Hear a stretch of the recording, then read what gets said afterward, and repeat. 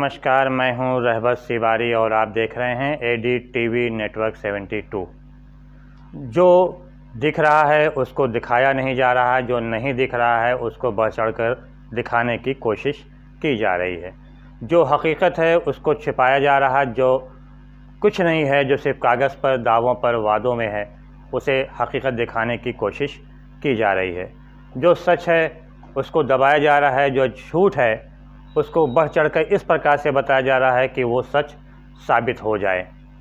जो प्रेजेंट की बात कोई नहीं करता, फ्यूचर और पास्ट की बात सब करते हैं, जिसका कोई मतलब नहीं निकलता।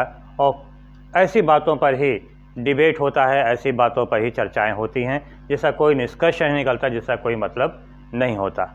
प्रेजेंट की बात इसलिए नहीं की जाती क्योंकि प्रेजेंट में कुछ है नहीं बात करने को, इसलिए इस पर कोई चर्चा भी नहीं की जाती।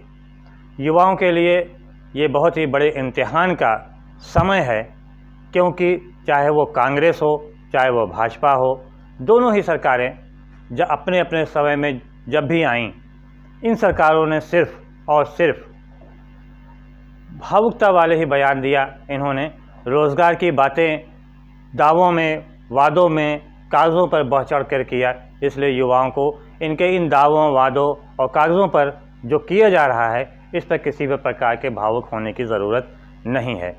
भावुक जो है नेताओं को होने दीजिए, क्योंकि वो जब डिबेट में आते हैं, स्टूडियो में आते हैं डिबेट के लिए, किसी रोज़गार जैसे मसले के ऊपर चर्चा करने के लिए, तो रोज़गार का जो टॉपिक होता है वो तो किनारे हो जाते हैं, बल्कि उसके स्थान पर हिंदू मुसलमान आ जाता है, जाति धर्म आ जाता है, फिर इमोशनल आ जाता है और इमोशनल ब्लैकमेल फिर करना शुरू कर दिया जाता है। आम जनता भी उनके इस भावुक में भावुक हो जाते हैं और इतना भावुक हो जाते हैं कि रोज़गार जैसे मुद्दों से ही अलग हो जाते हैं। रोज़गार जैसे मुद्दे दरकिनार हो जाते हैं और उनके ऊपर हावी हो जाता है।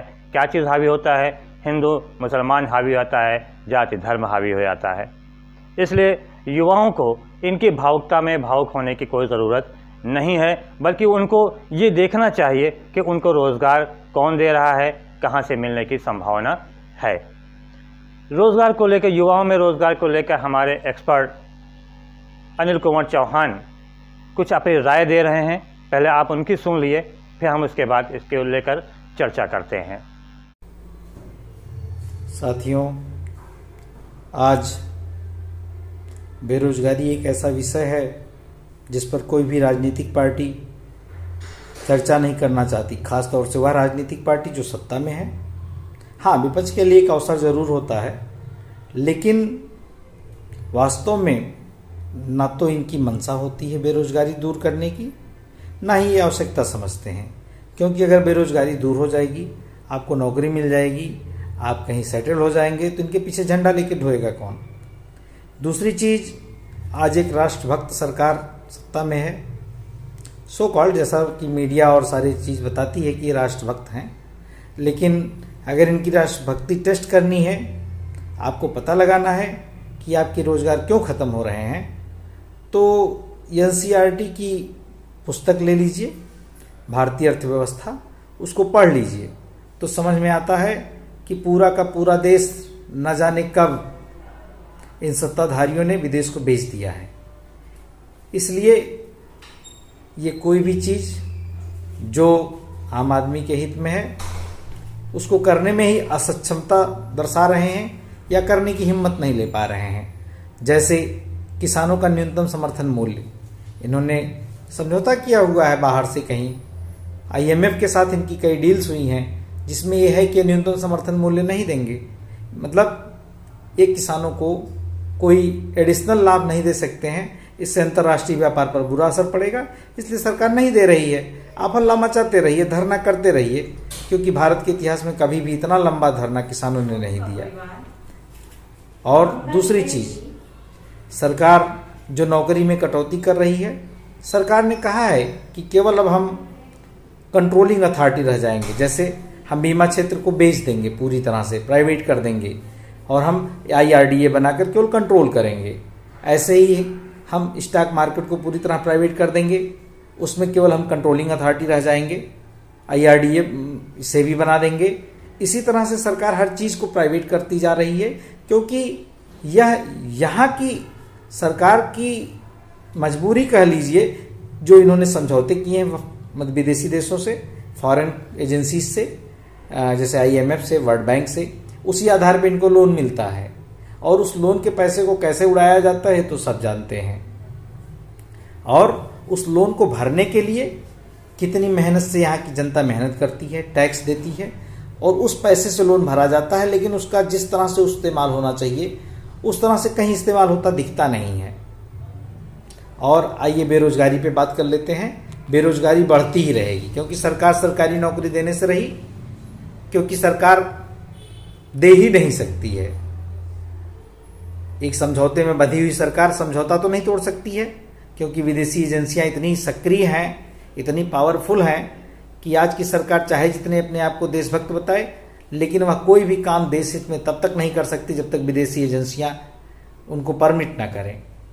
शायद आपको याद होगा जब मध्य प्रदेश में विधानसभा चुनाव हो रहा था और फिर सरकार बनी कांग्रेस की, भले कुछ दिन के लिए बनी और कुछ दिन के लिए सत्ता की कुर्सी पर कमलनाथ को बैठने का मौका मिला।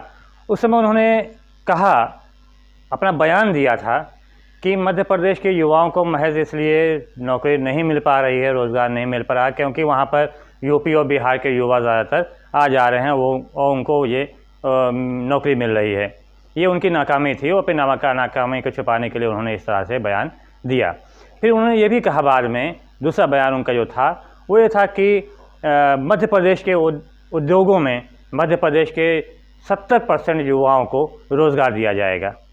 जितने दिन भी सरकार रही उनकी, लेकिन उतने दिनों में उन्होंने इसको लेकर किसी प्रकार का कोई ठोस कदम नहीं उठाए। इससे युवा अपने को ठगा सा महसूस कर रहे थे। उसके बाद फिर सरकार चेंज हो गई, कुछ दिन के बाद गिर गई, भाजपा की सरकार आई और जो मौजूदा मुख्यमंत्री हैं उन्होंने अपने पहले कार्यकाल में और अभी भी इस कार्यकाल में उन्होंने वादा किया था कि हम मध्य प्रदेश के जो उद्योग धंधे हैं वहाँ पर मध्य प्रदेश के युवाओं को लगभग 50 से 60% युवाओं को उनको रोज़गार दिया जाएगा।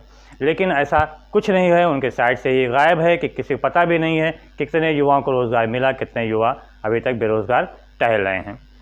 आपको याद होगा 2017 में जब उत्तर प्रदेश के विधानसभा चुनाव हो रहा था, उस समय मौजूदा समय के गृह मंत्री अमित शाह ने चुनावी रैलियों में बढ़ चढ़कर दावा किया था, बढ़ चढ़कर वादा भी किया था कि प्रदेश में सरकार जब बनेगी तो 70 लाख युवाओं को नौकरी दी जाएगी, रोज़गार दिया जाएगा, स्वरोजगार से जोड़ा जाएगा। इसका उन्होंने ये भी वादा किया था कि उत्तर प्रदेश के 90% युवाओं को उत्तर प्रदेश के उद्योगों में स्थान दिया जाएगा, रोज़गार दिया जाएगा। और सरकार बनने के 90 दिन के बाद ही 90 दिन के अंदर अंदर जितने भी रिक्त पद हैं सारे रिक्त पदों पर नौकरी भर्ती कर ली जाएगी, युवाओं को नौकरी दी जाएगी। लगभग 4.5 साल हो गए और अगला विधानसभा चुनाव आने वाला है। किसी को नहीं पता, कोई ये बता नहीं सकता कि कितने नए उद्योग धंधे यहाँ पर स्थापित हुए और उनमें कितने उत्तर प्रदेश के युवाओं की भागीदारी हुई है। यहाँ तक कि कोई ऐसा डाटा नहीं है, कोई ऐसा कहीं बताया नहीं जा रहा है, कोई ऐसा आंकड़ा नहीं है कि कितने रिक्त पद हैं, कितने खाली पद चल रहे हैं, कितने पदों पर भर्ती हुई है, कितने बेरोज़गार युवक हैं और कितने युवकों को रोज़गार दिया गया है। यहाँ तक कि मौजूदा समय जो कोरोना संकट चला, इस संकट में युवाओं को रोज़गार मिलना तो दूर, जो उनकी नौकरी है वो भी कितने युवाओं की नौकरी चली गई है, कितने की नौकरी ख़तरे में है और कितनों को सैलरी ही नहीं मिल रही है। ये सिर्फ उत्तर प्रदेश मध्य प्रदेश की बात नहीं है, ये पूरे समूचे देश की बात है। चाहे वो पश्चिम बंगाल हो, चाहे वो पंजाब हो, चाहे हरियाणा हो, राजस्थान हो, झारखंड हो, कहीं की भी बात कीजिए, हर जगह के युवाओं का ही यही हाल है। क्योंकि बातें तो बढ़ चढ़ के युवाओं के लिए की जाती हैं, लेकिन वास्तविकता ये होती है कि युवाओं को रोज़गार के लिए इधर उधर टहलना पड़ता है। एक बार और आप अगर फ्लैशबैक में जाएं तो वर्ष 2016 में जब अखिलेश सरकार थी, सपा की सरकार थी, उस समय 16,500 लगभग शिक्षकों की भर्ती निकली। उस भर्ती प्रक्रिया चली, भर्ती प्रक्रिया करने के बाद जब भर्ती का समय आया कि सब कुछ प्रक्रिया निपटने के बाद तो सरकार बदल गई, नई सरकार आई, भाजपा की सरकार आई, मुख्यमंत्री योगी आदित्यनाथ बने, तो कहा गया कि ये जो भर्ती प्रक्रिया है इसकी पहले समीक्षा की जाएगी। समीक्षा होते होते 1.5 साल से 2 साल लग गए, लेकिन समीक्षा नहीं हो पाई। बाद में बड़ी मुश्किलों से जब अभ्यर्थियों ने धरना प्रदर्शन शुरू कर दिया, जगह जगह धरना शुरू करा, आवाज़ बुलंद करना शुरू किया, तो भी खाली प्रक्रिया शुरू करने का आश्वासन दिया गया। मजबूरन युवाओं को कोर्ट के शरण लेनी पड़ी और कोर्ट में गए, उसके आदेश हुआ, 1000-2000 लोगों को नौकरी भी मिली, लेकिन अभी तक सारे युवाओं को नौकरी नहीं मिल सकी। ये किसी को जानकारी नहीं है, किसी को आंकड़ा नहीं मालूम, किसी को डाटा नहीं मालूम कि कितनों को नौकरी मिली, कितनों को नौकरी नहीं मिली। होता क्या है, जो भी सरकारें आती हैं वो अपने वादों को पूरा करने के लिए रिक्त पदों पर भर्ती करने के लिए आवेदन निकाल देते हैं। बड़ी संख्या में युवा आवेदन करते हैं, आवेदन हो जाता है, बड़ी मुश्किल से लंबे इंतज़ार के बाद परीक्षा होती है। जब परीक्षा होती है तो लंबे इंतज़ार के बाद रिज़ल्ट आता है। लंबे इंतज़ार में जब रिज़ल्ट आता है, जब भर्ती की प्रक्रिया शुरू होने के करीब आती है कि हाँ प्रक्रिया होगी, तो मामला कोर्ट में चला जाता है। कोर्ट में सुनवाई होते होते लगभग 4.5-5 साल निकल जाता है। इस तरह से जिस सरकार ने निकाला तो वो वहीं का वहीं रह गया और उसके इंतज़ार में तमाम युवक ऐसे भी हैं जिनकी एज ही निकल जाती है महज इस इंतज़ार में कि उनको नौकरी मिलने वाली है। वो इंतज़ार करते रह जाते हैं, उनकी एज समाप्त हो जाती है और फिर वो अपने घरों में बैठ जाते हैं बेरोज़गार होकर। आत्मनिर्भरता की बात की जाती है, कहा जाता है कि पकौड़ा बेच के, पकौड़ी बेचकर और पिज़्ज़ा बेचकर अनेक प्रकार के कार्य करके हम निवेश मतलब यहाँ से निर्गत करेंगे और उससे रोज़गार होगा। तो इससे अर्थव्यवस्था संभलने वाली नहीं है। ये रोज़गार नहीं हुआ बल्कि एक अस्थायी रोज़गार दिए जाने की आवश्यकता है। तो हमारा कहना यह है, हमारी अपील है सरकारों से, जो भी सरकारें हमें ये यहाँ पे किसी एक सरकार का दोष नहीं है, ये मत समझिए कि हाँ भाजपा का दोष, किसी एक सरकार का दोष नहीं है। ये पिछले 60 से आज़ादी के बाद से जो भी सरकारें आई हो, सबसे लंबा अंतराल तो कांग्रेस का ही रहा, लेकिन कांग्रेस ने भी सिर्फ युवाओं की बात किया, युवाओं के हित की बात किया, बढ़-चढ़ दावा किया, वादा किया, कागज़ों तक पहुँचाया भी, लेकिन उसको हकीकत देने के लिए, उसको ज़मीनी हकीकत देने के लिए कभी भी कोई ठोस कदम कांग्रेस सरकार के द्वारा भी नहीं उठाया गया। और यही नतीजा रहा कि देश में बेरोज़गारी दर लगातार दिन प्रतिदिन बढ़ती चली जा रही है और मौजूदा समय में बेरोज़गारी तेज़ी से बढ़ गई है। तो सरकारों को चाहिए कि वो सिर्फ वादा दावा न करें बल्कि भावुकता वाली बातें भी न करें, हिंदू मुसलमान की बातें ना करें, बल्कि जो देश के कर्णाधार हैं, देश को विकास में अग्रसर करने में अपनी महत्वपूर्ण भूमिका निभाने वाले हैं, वो इस युवा वर्ग को रोज़गार देने के लिए अपना ठोस कदम उठाएं, गंभीरता दिखाएं। सिर्फ वादे से काम चलने वाला नहीं है। दोस्तों, अगर आपको हमारा ये वीडियो पसंद आया हो तो लाइक कीजिएगा, शेयर कीजिएगा, कमेंट कीजिएगा और अगर यदि आपने सब्सक्राइब नहीं किया है तो ज़रूर से ज़रूर सब्सक्राइब खुद भी कीजिए और दूसरों को भी सब्सक्राइब कराइए। धन्यवाद। जय हिंद, जय भारत।